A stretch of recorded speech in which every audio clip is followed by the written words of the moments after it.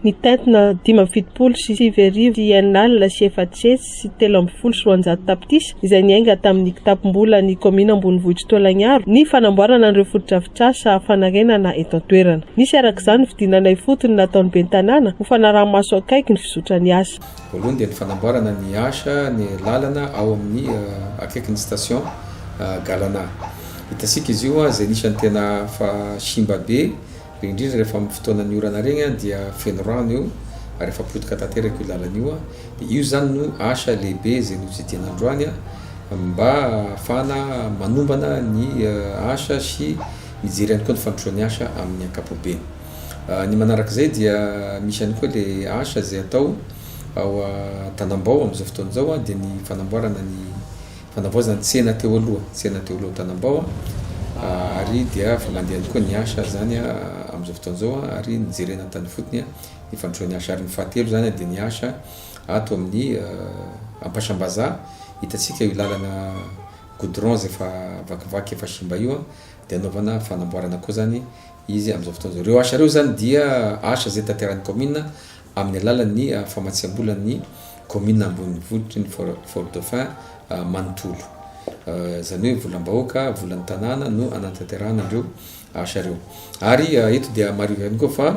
raha ho an'ny Galana zany dia mitentina eo amin'ny 320 tapitrisa ariary eo ny fandaniana izay ataosika eo.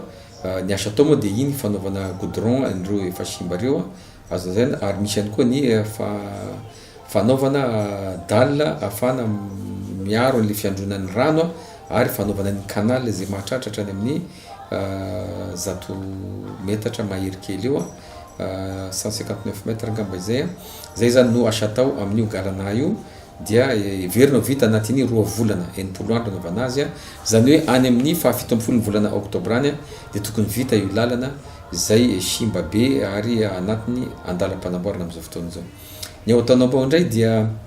hitantsika koa io toerana io fa teo ny tsena teo aloha izay efa nafindra ty Ankoradava. Ny commune dia nandray fanapa-kevitra ny anatsara ny toerana io zany hoe anao réhabilitation zany satria ny fahitana mipetra-posiny izy ary mety mety hiteraka fahasimbana io toerana io ihany koa dia misy asa atao zany io amin'izao fotoana izao ary izy io dia amin'izao dia avadika aloha ho toerana fanaovana lanonana, fanaovana fety, fanaovana fivoriana amin'ny ankapobeny ary tazomina hatrany maha tany sy toeran'ny commune azy zany hoe azo dika ho lasa ho tranombokon'olona zany izy io ary dia misy toerana roa izy io. Ny anankiray moa zany dia nisan'le tena tsena foibe ary misy le hoe tsena fanampiny.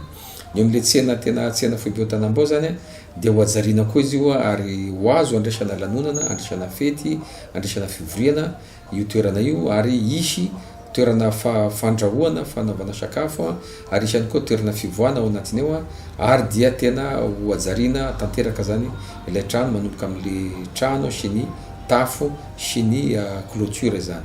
Zay ny asa atao. Ny ao ampita eo moa dia tsena fanampy dia ho lasa parking ary toerana koa fandraisana fety, lanonana, fanaovana fanentanana. Indray mety misy ilana zay fanentana amin'ny lafiny ara-barotra na fanentana amin'ny lafiny maro mety fahasalamana sy tontolo iainana dia azo atao amin'ny toerana io fa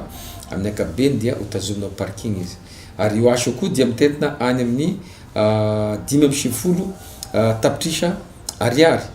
80 andro koa naovana azy raha tombana koa zany dia any amin'ny 10 oktobra any koa zany dia vita ihany koa ny asa ary dia averiko fa ampivahendrika ny tanànasika ny fanajarena atao ho an'io Tanambao io. Ny fahatelo ny aty amin'ny lalana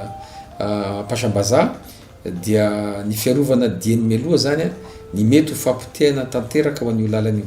satria nanomboka lavaka kelikely dia fa manomboka maromaro dia fa manomboka fahatena simba dia zay no andraisan'ny commune andraikitra dia mandeha koa ny asa amin'izao fotoana izao ary 80 andro ihany koa no fehimpotona izay natokana ho an'izany dia azo vinavinaina koa fa any amin'ny 17 volana oktobra koa dia vita tanteraka io asa io izay mitentina 480 tapitrisa ariary. Ny asa atao moa dia hopotena tanteraka io goudron io dia mandeha moa zany ny ataoko hoe ny couche voalohany de fondation zany ao ambany izay mirefy 15 cm eo de mandeha am'izay ny goudron couche-na goudron zany a de zay vao mandeha le banc de roulement zany dia hitasika am'izany fa fanajariana tena fanamboarana manara-penitra no atao ary toy izay koa ny ary amin'ny galana